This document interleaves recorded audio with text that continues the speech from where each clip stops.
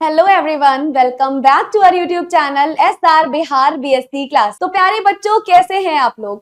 हमारे बिहार राज्य के जितने भी बच्चे मुझे अभी इस चैनल पर देख रहे हैं, सबसे पहले तो आप सभी बच्चों का मैं बहुत बहुत स्वागत करना चाहती हूँ। मैं हूँ प्रियंका गोस्वामी। आज से इस चैनल पर आपकी केमिस्ट्री की जो भी वीडियोस आएंगी वो सब मेरे द्वारा ली जाएंगी और आप सभी लोग मुझ पे भरोसा कर सकते हो कि अपनी केमिस्ट्री सब्जेक्ट आप मेरे से अच्छे से पढ़ ले। तो मैं पहले अपना एक छोटा सा इंट्रोडक्शन दे देती हूँ बच्चे। मेरा नाम है प्रियंका गोस्वामी। अब आप लोगों के मन में सवाल होगा कि मैम आपकी एजुकेशन क्या है, आपके क्वालिफिकेशंस क्या है, आप यहाँ पर कैसे, हम तो आपको पहली बार देख रहे हैं। तो अब से आपको मुझे देखने की आदत हो जाएगी, क्योंकि पूरी केमिस्ट्री में आपकी डील करने वाली हूँ बेटा। सबसे पहले तो मैं अपने बारे में बता दूं, मैंने अपना बीएससी किया हुआ है फिजिक्स केमिस्ट्री एंड मैथ से, जिसमें लास्ट ईयर मेरे पास केमिस्ट्री एंड फिजिक्स था। उसके बाद बेटा मैंने सेंट्रल यूनिवर्सिटी से अपना मास्टर्स किया हुआ है और मेरा मास्टर्स स्पेशलाइजेशन है केमिस्ट्री में। मास्टर्स स्पेशलाइजेशन मैंने केमिस्ट्री में किया हुआ है। उसके अलावा बच्चा मैंने अपना गेट का एग्जामिनेशन भी क्वालिफाइड किया हुआ है फ्रॉम द केमिस्ट्री बैकग्राउंड। इसके अलावा मैंने अपनी CSIR नेट का एग्जाम भी क्वालिफाई किया है, जिसमें सक्सेसफुली पीएचडी के लिए मेरा रोल नंबर यानी कि मैं सिलेक्टेड थे। तो अभी तक की मेरी जितनी भी क्वालिफिकेशन है बेटा, वो सब केमिस्ट्री के आधार मान के है। तो इन सबको देखने के बाद अब आप ऐसा सोच सकते हैं, थोड़ा सा मुझ पे भरोसा दिखा सकते हैं कि मैम केमिस्ट्री संभाल लेंगी।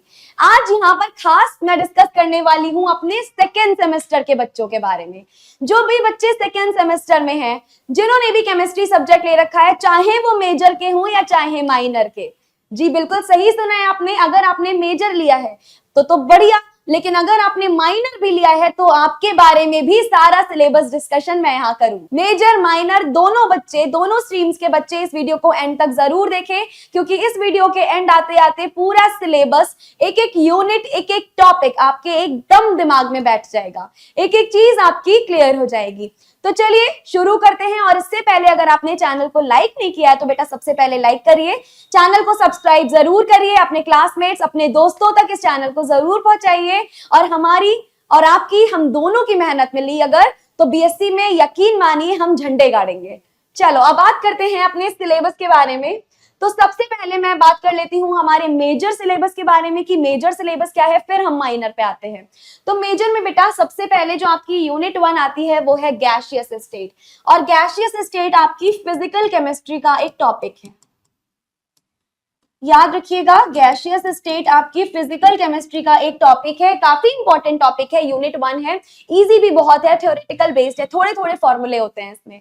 तो सबसे पहला टॉपिक आएगा बेटा kinetic molecular model of gas postulate. सीधी भाषा में बोले तो काइनेटिक थ्योरी ऑफ गैसेस। सीधी भाषा में मैं आपको पढ़ाऊंगी, हर चीज बहुत कॉम्प्लिकेटेड नहीं करना है, बहुत इजी है। लेकिन ये लोग लिखते ऐसे हैं कि हमें लगता है कि यार इतना कैसे होगा। ट्रस्ट मी, बहुत इजी है, बहुत इजी तरीके से हम पढ़ेंगे। तो सबसे पहले kinetic theory of gas, ideal gas के बारे में बात करेंगे। Derivation of the kinetic gas equation, जो काइनेटिक गैस इक्वेशन होती है, ideal gas equation, real gas equation, van der Waals, इन सब के बारे में हम यहाँ पर डिस्कस करेंगे। उसके बाद में गैस लॉज के बारे में बात करेंगे। गैस लॉज बहुत ही ज्यादा इंपॉर्टेंट होते हैं, different different gas laws, Boyle's law, Charles law, Gay Lussac's law, सबके बारे में यहाँ बात होगी। Maxwell's distribution of molecular velocities, बहुत ही ज्यादा जरूरी टॉपिक है ये। उसके बाद उसका evaluation in different type of molecular velocity, जैसे मैम मोस्ट प्रोबेबल वेलोसिटी जिसको हम वीएमपी बोलते हैं, एवरेज वेलोसिटी जिसको हम वी एवरेज बोल सकते हैं, या रूट मीन स्क्वायर वेलोसिटी जिसको हम VRMS बोल सकते हैं। ऐसा समझिए बेटा, यहां से क्वेश्चन आता ही आता है। पूरे गैसियस स्टेट में जो सबसे ज्यादा जरूरी है वो ये भी चीज है, काइनेटिक थ्योरी। खैर उसकी वीडियो तो मैं अलग से लेकर आऊंगी कि क्या मोस्ट इंपॉर्टेंट टॉपिक्स हैं। अभी हम सिलेबस के बारे में बात करते हैं। उसके बाद ये देखिए, root mean square velocity, average kinetic energy, इसका relationship between molecular velocities, law of equipartition of energy, degree of freedom और molecular basis of heat capacities. Gaseous state में बहुत सारे टॉपिक्स हमें कवर करने हैं। इसके अलावा गैसेस की viscosity, coefficient of viscosity, collision frequency, collision diameter, mean free path, ये सारी की सारी चीजें हैं जो हमें कवर करनी है। तो बहुत ही आराम से हम अपना गैसियस स्टेट कवर करेंगे, जो कि हमारी यूनिट 1 भी है। यूनिट 1 के बाद अब हमारे पास इसी में आएगा बिहेवियर ऑफ रियल गैसेस। जी आइडियल गैसेस तो आपने पढ़ ली, कौन से इक्वेशन को फॉलो करती है ma'am, PV is equals NRT वाले को। साथ ही साथ में आपको रियल गैसेस का बिहेवियर भी देखने को मिलेगा, जैसे कि मैम फैक्टर Z क्या होता है, कंप्रेसिबिलिटी फैक्टर जिसको बोलते हैं, डेविएशंस कैसे होते हैं आइडियल गैस के बिहेवियर में, रियल गैसेस कैसे बनती हैं मैम। उसके बाद में हम उसके वेरिएशंस देखेंगे प्रेशर के साथ मैम, अलग अलग गैसेस में कॉजेज ऑफ डेविएशन देखेंगे आइडियल बिहेवियर में। उसके बाद मैम इक्वेशन ऑफ स्टेट देखेंगे, किसके लिए, रियल गैसेस के लिए भी, वान डर वाल इक्वेशन ऑफ स्टेट भी, it's derivation and application in explaining real gas behaviour. उसके अलावा एक और इंपॉर्टेंट कॉन्सेप्ट आता है बेटा वायरियल कोफिशिएंट या वायरियल कोफिशिएंट, दोनों बोल सकते हो, यहां से सवाल बनने के बहुत आसार हैं। बॉयल टेम्परेचर से सवाल बहुत बनता है। Isothermal of real gases and their comparison with van der Waals, real और वान डर वाल का एक एक कंपैरिजन पूरा का पूरा हमें यहाँ पर देखना है, उनके डेरिवेशन देखने हैं, उसके फॉर्मूले देखने हैं, थ्योरीज भी देखनी है, ये सारी चीजें आपकी इंपॉर्टेंट है। उसके अलावा critical state and critical constant, जैसे कि relation between critical constants and van der Waals constant, laws of corresponding state, ये सारी की सारी चीजें बहुत बहुत बहुत ही ज्यादा इंपॉर्टेंट हैं। तो ये सारी की सारी चीजें हम पढ़ेंगे गैसियस स्टेट में।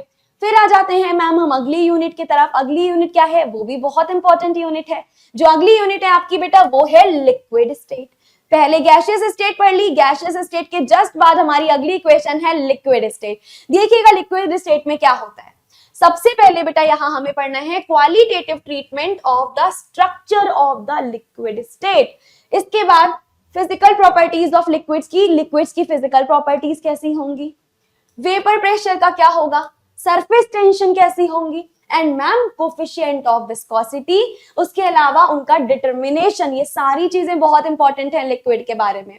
उसके बाद इसी में ही हम देखेंगे effect of the addition of various solutes on surface tension and viscosity. आपको नए टर्म्स पता चलेंगे, सरफेस टेंशन क्या होता है, विस्कोसिटी क्या होती है, ये सारे नए टर्म्स आप सीखोगे यहाँ पर।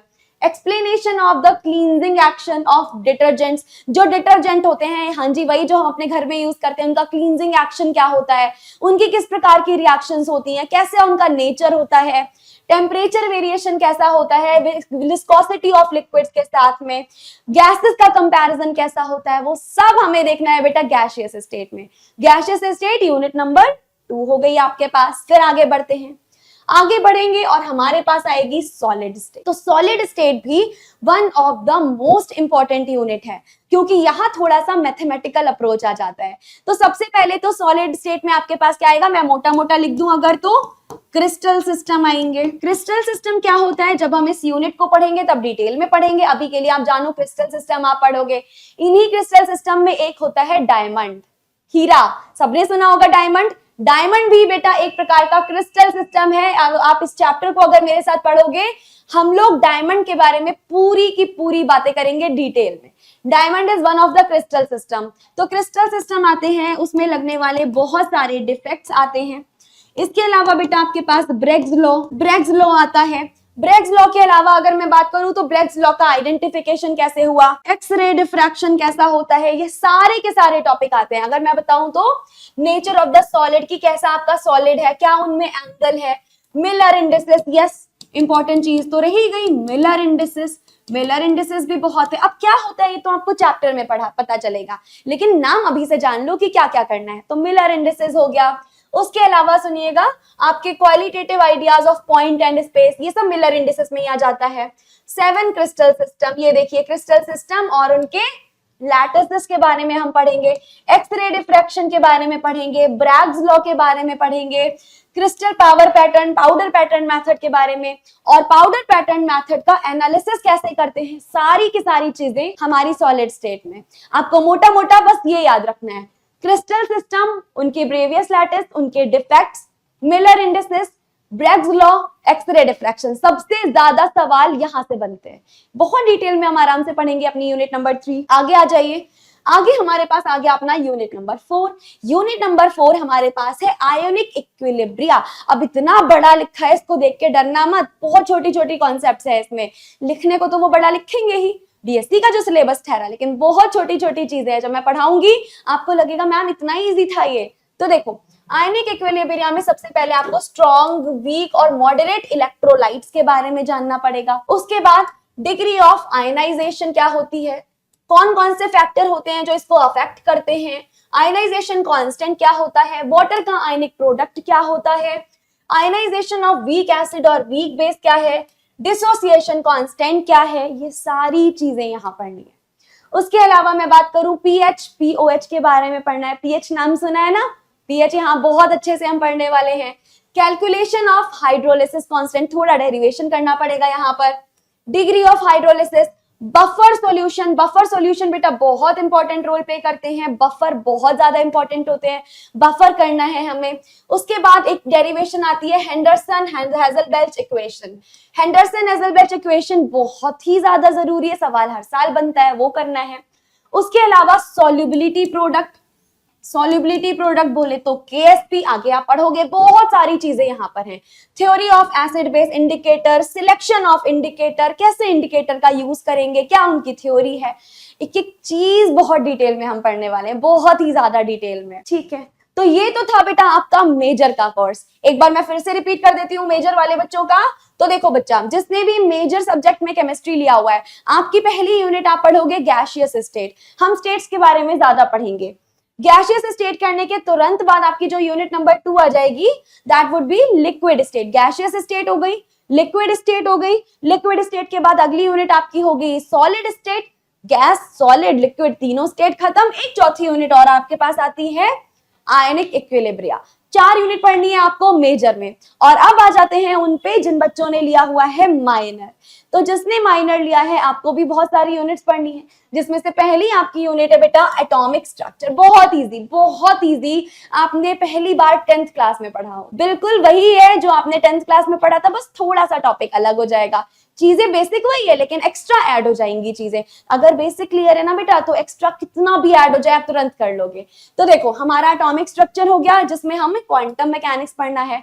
क्वांटम नंबर्स क्या होते हैं, श्रोडिंगर वेव इक्वेशन क्या है, श्रोडिंगर वेव इक्वेशन का डेरिवेशन क्या होता है, सब कुछ पढ़ना पड़ेगा। साई क्या है, साई स्क्वायर क्या है, इनके फिजिकल सिग्निफिकेंस क्या है, हाइड्रोजन एटम के लिए श्रोडिंगर इक्वेशन क्या है, रेडियल और एंगुलर पार्ट हाइड्रोजन एटम के क्या है। उसके अलावा 1s, 2s, 2p, 3s, 3p और 3d ऑर्बिटल के लिए ग्राफिकल रिप्रेजेंटेशन, ये एटॉमिक स्ट्रक्चर में आएगा। उसके अलावा आपका radial distribution function, concept of the most probable distance with special reference of 1s and 2s, ये सवाल आपका पूछा जाता है 1s और 2s वाला। रेडियल नोड, एंगुलर नोड, ये सारे के सारे टॉपिक आपके यूनिट 1 में आ जाते हैं, दैट इज एटॉमिक स्ट्रक्चर।